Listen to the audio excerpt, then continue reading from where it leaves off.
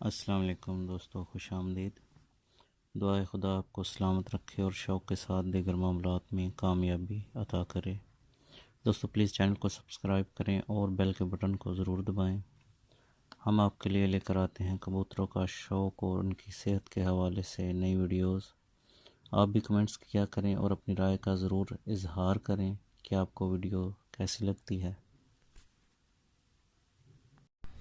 ਅਸੀਂ ਹੁਣ ਭਰਾਵਾਂ ਨੂੰ ਟੈਡੀ ਦਾ ਸ਼ੌਕ ਕਰਾਣੇ ਆ ਜਿਹੜੇ ਟੈਡੀ ਜੋੜੇ ਲਾਏ ਆ।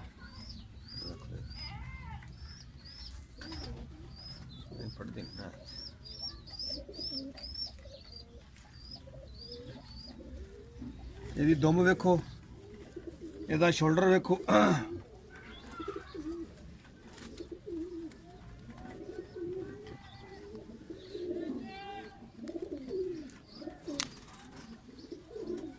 ਇਹਦੇ ਪੰਜੇ ਵੇਖੋ। ਇਹਦਾ ਬੱਚਾ ਚੀਕ ਬੱਚਾ ਜਿਹੜਾ 2.5 ਵਜੇ ਤੱਕ ਉੱਠਦਾ। ਇਹਦੀ ਅੱਖ ਦੀ ਗਹਿਰਾਈ ਵੇਖੋ। ਇਹ ਜੋੜੇ ਲੱਗਦੀਆਂ ਟੈਡੀ ਜਿਹੜੇ ਨੇ ਇਹ ਪਿਓਰ ਟੈਡਰ ਮਾਦੀ ਹੈ। ਇਹਦਾ ਤੁਹਾਨੂੰ ਅਸੀਂ ਨਰ ਵਿਖਾਉਂਦੇ ਆ। ਸ਼ਕਲ ਮੇਰੀ ਆ ਰਹੀ ਕੋਈ ਨਹੀਂ ਆ ਰਹੀ ਆ ਰਹੀ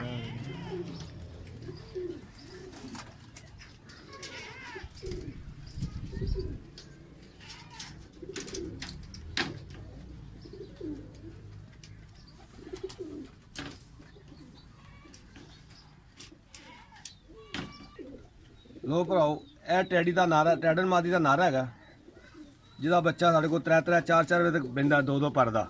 ਇਹਦਾ ਪੱਲਾ ਵੇਖੋ, ਇਹਦਾ ਸ਼ੋਲਡਰ ਵੇਖੋ, ਪੂਰੇ ਚੱਪੇ ਜਿੰਨਾ ਸ਼ੋਲਡਰ ਇਹਦਾ।